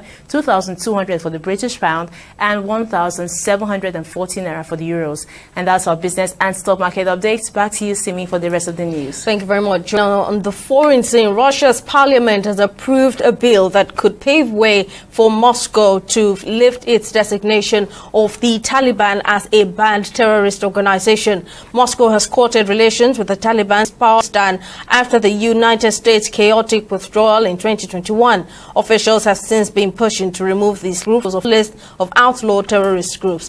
The State Duma passed a bill outlining a mechanism for groups to be legally removed from the list, putting the necessary legal framework in place for an expected future decision. And on sport, President Bola Tinubu has congratulated the Super Eagles forward Ademola Lookman on winning the 2024 African Footballer. He also hailed the Super Falcons goalkeeper Chiamaka Nadozie for clinching the CAF Women's Goalkeeper Award and the Super Falcons for being named the Women's National Team of the Year. President Tinubu, who conveyed his congratulations in a statement signed by on Information and Strategy Bayo Ononuga, described the winners as worthy ambassadors for showcasing their talent and bringing honor to the country on the continental and global stage. Well, that's all on news now. Thank you very much for watching. I'm Cindy Saladikun. We'll see you again next time.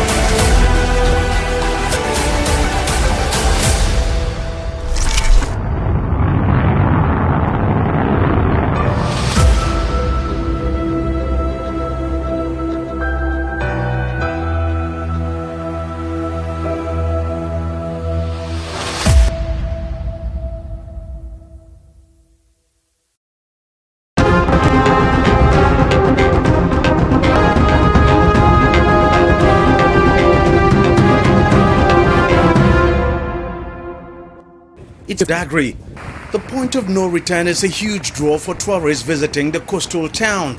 Most of enslaved lives from this port and taking to different parts of the world. Tourist, the no return has some spiritual connection. That is see for any tourist, the place in total shambles and looks abandoned. Locals say the Lagos State go, but never completed it, and now it's been abandoned. The whole structure rotting away and collapsing. Virtually all the smaller structures around the point of no return have collapsed.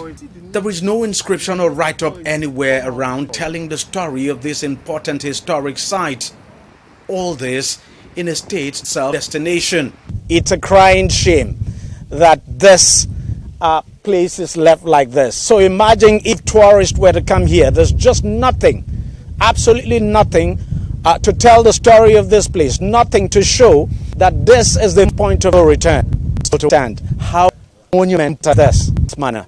It's quite very, very embarrassing looking at the way which the government, even though they've been advocating for tourism, on the need for us to invest in tourism, to encourage the citizens to participate and also encourage tourist activities. But the truth is, most of our tourist sites, they are not really strategically fine-tuned, attractive for tourism, and structure. It's more of like because it's a waste, because it's dilapidated, and I don't think they are going to continue with the construction of structure. And this structure, I believe, before the commencement of this structure, they should have come up with their plans to see how it's going to benefit and enhance and tourism within this community. But maybe they did not do their groundwork very well, so they had to stop it in the long. It breaks my heart because this is millions of naira state that possibly could have been ventured into another aspect of the tourism. But this is just like millions wasted. They can retrieve this lost funds, and people coming down here to catch fun, and they tend to feel discouraged and embarrassed by the sight of these, most especially foreign nationals coming there to come and relax, or maybe to come for their research purposes. They're going to see Nigeria as a country that we are not serious. Yards away from the point of no return, the abandoned project by the Lagos State government. Locals say this was supposed to be a guest chalet started during the Gade Fashola, but long abandoned. Even this paved road leading to the point of no return has not been completed. Most part of it is yet to be paved. Even in its terrible state, tourists still flock to the point of no return, but they often leave disappointed. When I was in secondary school, then we came for an excursion. We went to was 4-story building, and then we were not opportune to come here because they were like, okay, we can't come here since we were young then. But coming now, at least that was 2014, and this is 2024. Let me say that's 10 years ago. So coming here now, and I was like, okay, land of no return, let me come and let me see how it looks like. But on getting to this place, it's very disappointing because there is no evidence, that there is nothing to show that, okay, this is an evidence to show that this is a land of no return. I'm just guessing that maybe that is where the colonial master stays then, where they select the slaves and all those things. But I don't know, because there is no one to tell us the history, and it's very disappointing that they just let go. Let me say it's a waste. Anybody can come here and claim that's anything. If this monument continues to rot away like it is at the moment, then it's only a matter of time before the point of no return completely disappears from this very spot.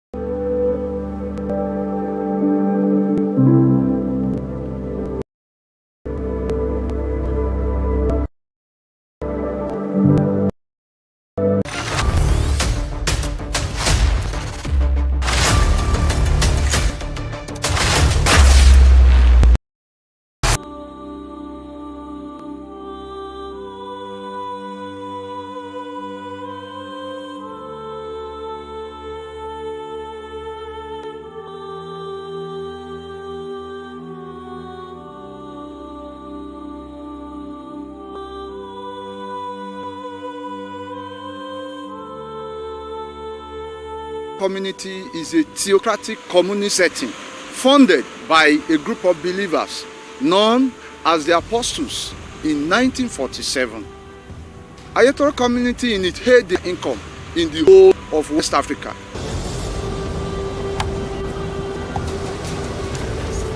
Community was 15 to 20 kilometer landmass away from the sea. But at the stands, more than 10 kilometers of the total landmass has gone into the sea. And this frequent surge is attributed to mission from international oil companies coasts of our land, not minding the environmental challenges and disasters. This is in Nigeria who are trained here, both mechanical engineer, electrical engineer, and nautical engineer who are trained in this bush. Yes, this bush, I call this place bush. And this is the Shepherd Technical Workshop approved by the IWD, Minister of Transport. IWD means the Inland Waterway Department. That is the colonial time. This place is like small London. So, and our primary occupation here is fishing. You can see now, everything now has been eroded. Some of our fishermen, they have went to all this to find for their source of life.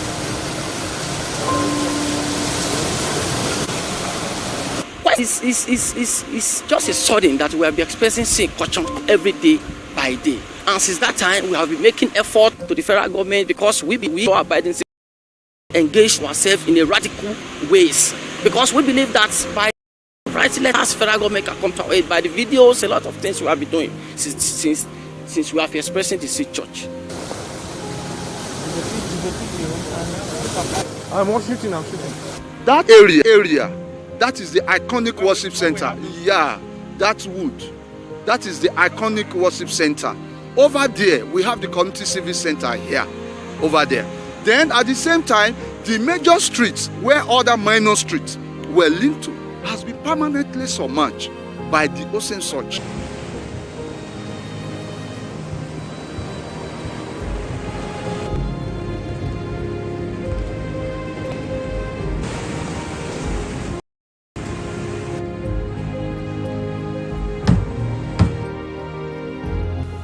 Worried. I'm worried because this recurrency surge is affecting us in virtually all human aspects. Social life has been collapsed, economic-wise has been collapsed, health can dance home about. Even our religious activities, our life, religious have collapsed time. The Eto community is a religious setting. Church moved here. We have not just come here to trade or to do other activities. Church is the community is the church. So every aspect of our life has been totally damaged by this current, recurrent sea surge happening in Eto. And over 20 years, we've been into this. People have several properties, waters. Washed away. Our industrial power has been collapsed. I need to use to develop community on its own without any intervention of government over the years. Yet we kept on going. If by now the ocean surge, as a result of the oil exploration that is going on in our offshore, is destroying our land, up till now we cannot see the hand of the government coming to help and to rescue us. It is so sad, and that's why I'm worried. Tí ẹ bá wo gbogbo ibi ilé ló kún bẹ̀, gbogbo ilé yẹn ni òkun ti parata. Bó dẹ̀ ṣe ń wó ilé yẹn ló ń wó gbogbo àwọn ohun àlùmọ́nì wa, àwọn ohun tí a ní ilé, ohun ẹrù wa. Ìmí gan tó bá ń wo báyìí tí a bá tètè dìsámúra àti gbà lọ́wọ́ ẹ̀, ó gbé gbogbo ẹ̀ lọ ni. Fund the trip of those guys.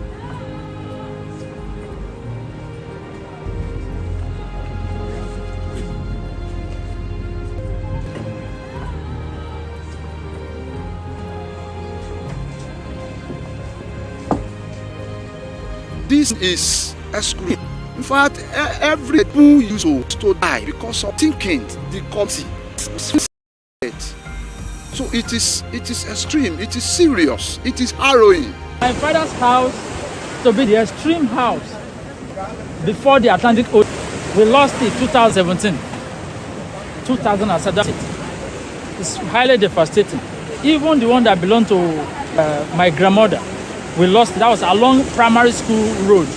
We lost it too. So I've been affected. I'm highly devastated. Now I'm a tenant in my hometown. Imagine how is it? Highly devastating. We need support of the entire world to save this community. Ayeto community is a community extinction. It's a very serious situation. So the community is down. So the up is reserved for the male. Why do that? Because they want them to access the sea quickly because of the engaging. Then the downstairs is the female. You can try their fishes because it's coming from the up. Smoke will not disturb the community from up. That's why the city tell the women. So you have after Arojolu, you have the information house or the glass house as we used to call it. So where's the glass house now? It's gone already. People coming just like you came now. All the information you buy your trip, what you are going to, when you are going to, you go back. So it will be documented before you go into the community. That work was how it was done then. Then the city hall or civil center have gone. After the city hall, you have Ojomo Street is gone too. So behind Ojomo, you have the church building. The church street and the church building is gone already. And that church is very important. Very important. That is where the January 12, 1947, the stairway came in. Now we have Akinjoye, we have Ajayi. Then in Ajayi Street, you have the first built with wood. So that one is gone too. We have the Olowojai. Then after Olowojai, you have the shoe making industry. There used to be a shoemaking industry. One of the industry, a small scale industry.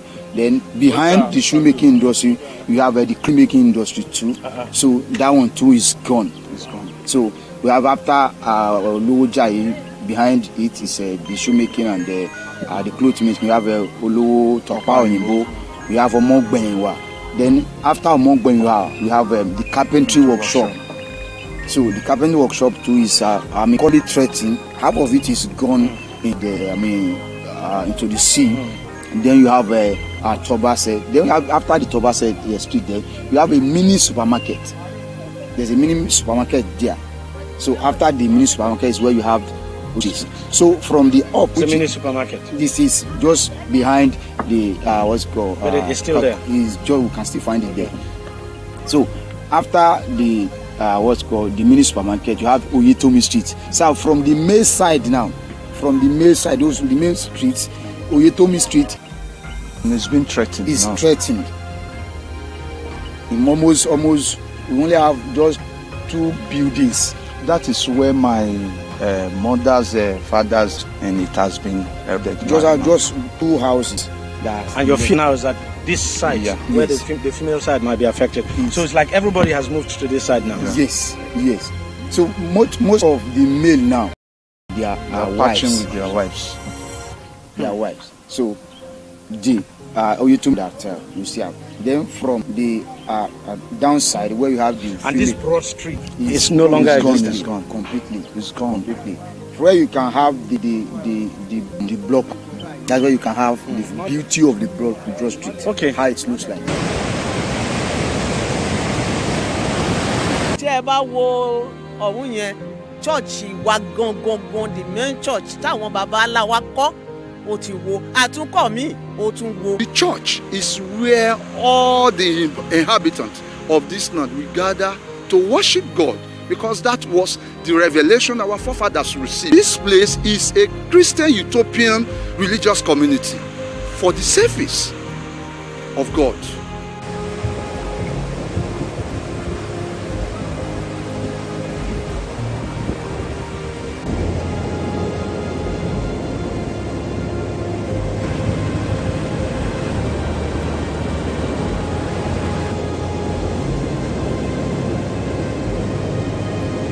It has actually changed the landscape totally. Let me put it that way.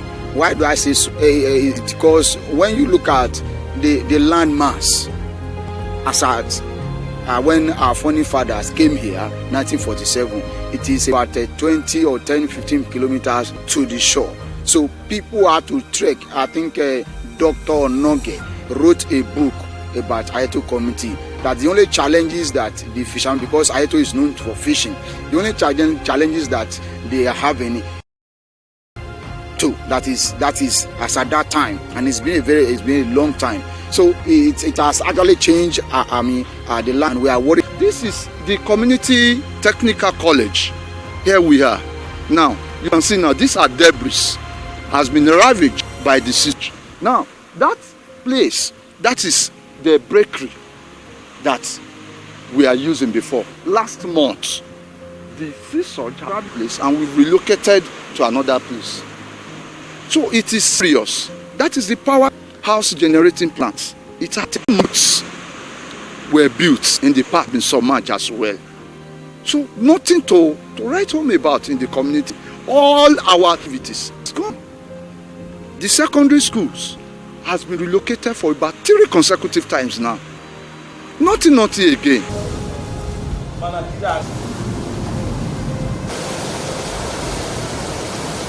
If it's not coming any moment from now, the community will no longer in existence because 2/3 of the community has gone already. My fear is that if front action keen on to switch this land, perhaps we might. We don't pray for such anyway. Going to institution. We don't want that because Ayato community has helped the federal government, even the West Africa, in terms of marine. Because when Ayato were technical school, the Ayato community has trained experts in marine engineering, and they are serving all the multinational companies that we can see in our offshore. The community has built the largest fishing boat in the history of West Africa. Carpenter, and those people that even built those deep boats, they were still alive. Check Fishing News National, is there. If prompt and urgent action is not taken, with space of 2 months, we don't know. That is why we, as a matter of urgency and to please come to our rescue. That is a confused history. That's our appealing. We are appealing to end this paddock on those state oil producing companies to please come to our rescue. In the meeting of history. Government agencies to please come. Apá wa ò ká kán jọ kán jẹ́ kó kún yìí kó lọ gbogbo ilé tá ń pè church. To the state government and the world. Immediate action on the several years, about 20 years back, please. You can't believe.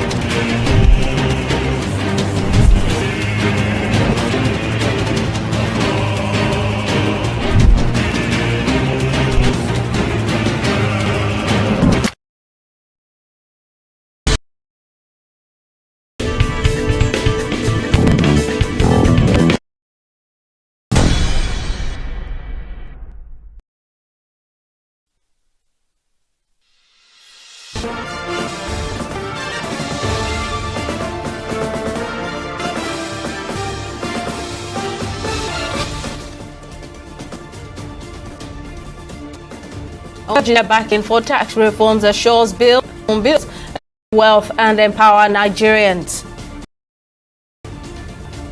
Fed approves 47 trillion appropriation to Wednesday, December 18. And reps confirmed readiness to receive a tip for president of a. Many thanks for joining us on News Now. Tax reform bills are the nationwide. President Bola Tinubu is here to support his administration efforts as that will national wealth and prosperity for all Nigerians. Speaking for Media Merit Awards, said on the four proposed vision to nation's democracy, represented by the Minister of Information and National Orientation, Tinubu said there was a national consensus on the need of the current tax administration in the country. He, however, expressed optimism that through the ongoing dialogue on the tax reforms, there would be many of convergence of the number of taxes in the country, ease the burden of Nigerians, increase the share of taxes going to the states, foster business growth through targeted incentives. And the Council FEC has approved the 7.8 Naira 2025. The Council FEC has approved the 7.8 Naira 2025. Any completes the report. According to the Federal Executive Council, the 2025 budget proposal articulates the Nigerian 2025 year and aligns with the renewed agenda and the National Development Plan 2025. The plan features 9.2% deficit, an oil price benchmark of $75 per barrel, production and an exchange rate of 1,400 naira to the dollar. Designed to build a advance in security gains, structure against human capital development effort, and create industries, manufacturing, economic activity, create consumer credit, National Agricultural Development Fund, gas, CNG, all of them intended to build economic activity. Around the world are concerned to sustain revenue and sustainable and creates an environment in which the economy can grow. Private sector economies such as ours are investors to invest, grow the and in the case of countries such as ourselves, all people out of poverty. The development and construction of new sources, one of the Siemens power projects nationwide. Installation coming of 10 transformers and 10 power mobile. And I'm happy to inform you of that project is over 80% will be shown at that pilot the phase 1 of it. You could not jump to phase 1, just you start actually in direction. FEC also approved the renaming of University of Statesman and former head of state in recognition to the stability of the country. The invest now being. So we now do the Ministry of Education, the necessary update, which would have been approved eventually. So the President the University of Abuja. From December 24, January 6, 2025 to help cushion high transportation fare during the Christmas season. The President is yet present of days from Tuesday 6 necessary adjustment of AMU Oshini to with 16. Meanwhile, House of the State has conducted 2025 estimates on Wednesday, December 2024. Position motion moved by the House Leader and seconded by the Minority Leader in accordance with Order 6, Rule 4 of the House, standing orders authorizing the President to present the 2025 approval. The change assembly. To Order 6 of sending orders of the House of Representatives into the Chamber for the President, Senators of the Federal Republic of Nigeria, government officials and other decisions to receive an answer from the President on the 2025 estimates. After 27 generals, the Inter-Advisory Council increased men and underrepresented groups in political area. During a 3-day constitution meeting held in National unheard, no person is left behind in the onerous task of building a strong democracy. TV360 completes next report. Of mental organization of politics in Nigeria, participation in and appointed positions. This trend remains Nigeria advocating a review of significance. IPA chairman says the amendment report for women leadership. He also shared of demand ahead of 2027.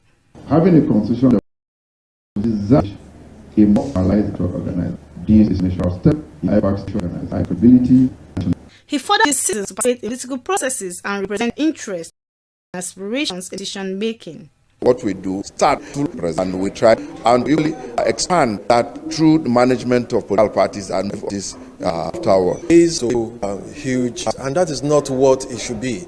In when money is used, I can't do without money. When of politics becomes too big for majority of the people, then that is an to do something about it. His own contribution, the Resident Electoral Commissioner, INEC Lagos State, says collaboration with actors demonstrate exemplary commitment to promote and improve the electoral process in Nigeria. All of it currently is not for us as a nation. That is why we're happy that IPAC can, because we need caution and the cooperation of the stakeholders in order to change this team.